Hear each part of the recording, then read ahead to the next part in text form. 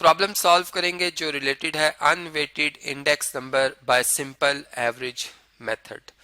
यानी index number जो कि एक डिवाइस है जो कि डाटा में मौजूद जो ऑब्जर्वेशन है उनके दरमियान जो वेरिएशन आ रही है टाइम टू टाइम या प्लेस टू प्लेस उसे मेजर करने में हेल्प करता है और बताता है कि डाटा की वेरिएशंस किस हिसाब से हो रही हैं। ठीक है, और अनवेटेड का मतलब ये कि इसके अंदर जो ऑब्जर्वेशन शामिल हैं वो तमाम की तमाम इम्पॉर्टेंट हैं, इक्वली उनकी इम्पोर्टेंस है, कोई एक वैल्यू या ऑब्जर्वेशन दूसरी से ज़्यादा अहमियत नहीं रखती।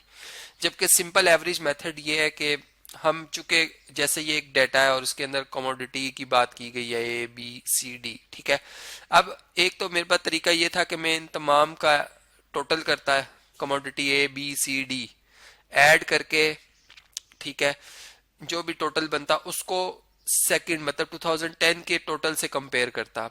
तो मेरे पास एग्रीगेटिव जो है वो मतलब आप समझ लें इंडेक्स नंबर आता जो कि एग्रीगेटिव मेथड से आया। लेकिन यहाँ पे मैं एग्रीगेटिव नहीं करना चाह रहा, मैं चाह रहा हूँ कि चले बेस ईयर जो रख रहा हूँ वो तो फिक्स कर रहा हूँ, मैं बेस ईयर में रख रहा हूँ 2009 ही को। ठीक है, लेकिन हर कमोडिटी का जो नेक्स्ट ईयर सेम मतलब ए कमोडिटी का नेक्स्ट ईयर जो ए कमोडिटी की प्राइस है जो कि रुपीज में गिवन है उसके साथ कंपैरिजन करूंगा। फिर इसी 16 का कंपैरिजन 19 के साथ होगा, फिर इसका कंपैरिजन मतलब जो करंट ईयर है उसका बेस ईयर के साथ कंपैरिजन होता है। तो इसलिए 23 का 16 से, 19 का 16 से, 18 का 16 से, इस तरह हर ईयर की कमोडिटी का कंपैरिजन करेंगे हम। ठीक है, और इसकी कैलकुलेशन को मैं एक अलग चार्ट पे लिखूंगा। मैं इसकी एक कैलकुलेशन आपको बता देता हूँ कि देखिए फर्ज करें 16 फॉर कमोडिटी ए की मैं बात कर रहा हूँ। ठीक है, अगर मैं ए का कंपैरिजन कर रहा हूँ ए की 2009 की प्राइस के साथ 2009 ही को,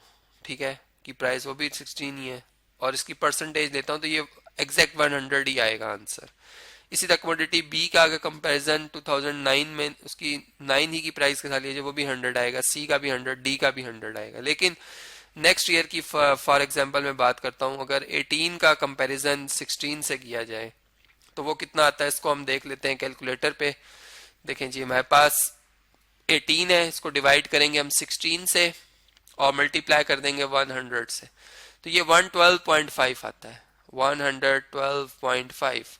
इसी तरीके से अगर फर्ज करें हम 2011 की बात करें, ये 2010 था, ये 2009 का डेटा का था आंसर। ठीक है, मतलब इंडेक्स जो आया हमारे पास। तो अब 11 में हम क्या करेंगे, 19 को डिवाइड करेंगे 16 से और मल्टीप्लाई कर देंगे 100 से। ठीक है, तो ये हमारे पास 2009 ये 10 था, ये 11 का आ जाएगा आंसर। तो देखते हैं क्या आता है जवाब कि अगर मैं 19 को डिवाइड करता हूँ 16 से और मल्टीप्लाई कर देता हूँ 100 से तो ये 118.75 आता है, 118.75। और 2012 के लिए क्या होगा, मैं 23 लिखूंगा। ठीक है, इसको डिवाइड करूंगा बेस ईयर 16 से और मल्टीप्लाई कर दूंगा 100 से। ठीक है, अगर मैं चेंज करता रहता बेस ईयर तो ये चेन इंडेक्स होता, वो अलग एक मेथड है, वो भी हमने कैलकुलेट करना सीखा हुआ और नेक्स्ट वीडियोस में वो भी आपसे मैं डिस्कस करूंगा कि अगर चेन इंडेक्स नंबर हमने फाइंड करना हो और सिंपल एवरेज मेथड या एग्रीगेटिव मेथड से तो कैसे किया जाएगा वो नेक्स्ट वीडियोस में आपसे मैं शेयर करूंगा। तो देखिए यहाँ पर हम क्या करेंगे जी, 23 को डिवाइड करेंगे 16 से और मल्टीप्लाई कर देंगे 100 से तो 143.75 ये आंसर आ जाएगा। अब इन तमाम वैल्यूज को इस तरह कमोडिटी बी के लिए, सी के लिए और डी के लिए मैंने कैलकुलेट करके रखा हुआ है। मैं आपसे भी स्क्रीन पे शेयर कर देता हूँ वो चार्ट। ये आप देख सकते हैं जी, टेबल मैंने शेयर कर दिया आपसे, वही वैल्यूज मैंने जो कैलकुलेट की थी कमोडिटी ए के लिए, बी के लिए, सी के लिए, डी के लिए, और इनके टोटल्स भी मैंने यहाँ पे कर दिए ऐड करके, तो वो आप देख सकते हैं। ठीक है जी, अब चूंकि जो हमारा मेथड है जिससे कि हम ये इंडेक्स नंबर फाइंड करें वो है सिंपल एवरेज मेथड, और हम जानते हैं कि एवरेज जो है वो हमारे पास 5 तरीकों से हम मेन मतलब 6 बल्कि मेथड है जिनसे हम निकाल सकते हैं, जिसमें एक है अरिथमेटिक मीन।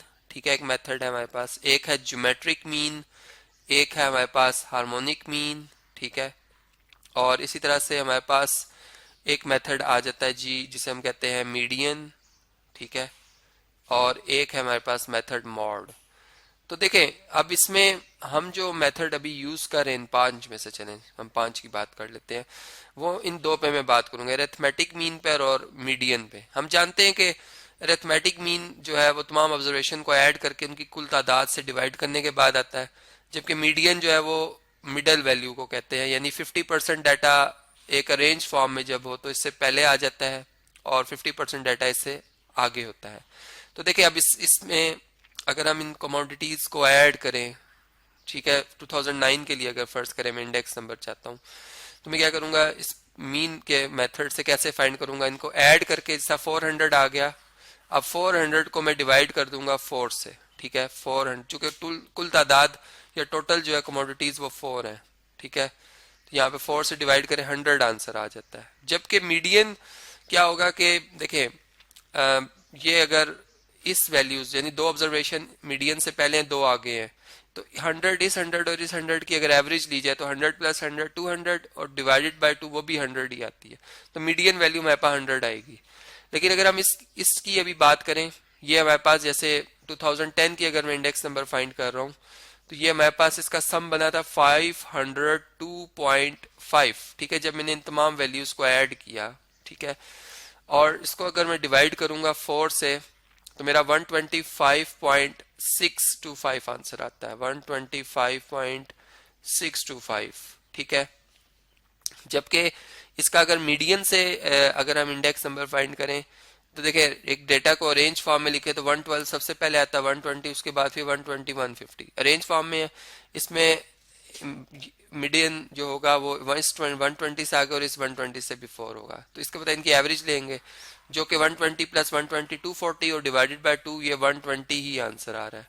तो देखिए मीडियन से इंडेक्स नंबर 120 शो हो रहा है, यानी कि हम ये कह सकते हैं कि 2009 के हिसाब से अगर देखा जाए 2010 की जो कमोडिटी ए की मैं अगर बात कर रहा हूँ, बल्कि इन तमाम कमोडिटीज की हम बात कर रहे हैं एवरेज बेस, ठीक है, एवरेज चूंकि हम बात ही एवरेज की कर रहे हैं कि इन तमाम कमोडिटीज जो कि 2010 में इनका सम बना था, ठीक है, मतलब इनके इंडेक्स का जो इनके प्राइस इंडेक्स हमने निकाले थे उनका जो सम बना था, उनकी एवरेज जो आई है हमारे पास वो 125.625 है, यानी 25% इंक्रीज आया है या 25.625% इंक्रीज आया है तमाम एवरेज बेस के ऊपर कमोडिटीज का।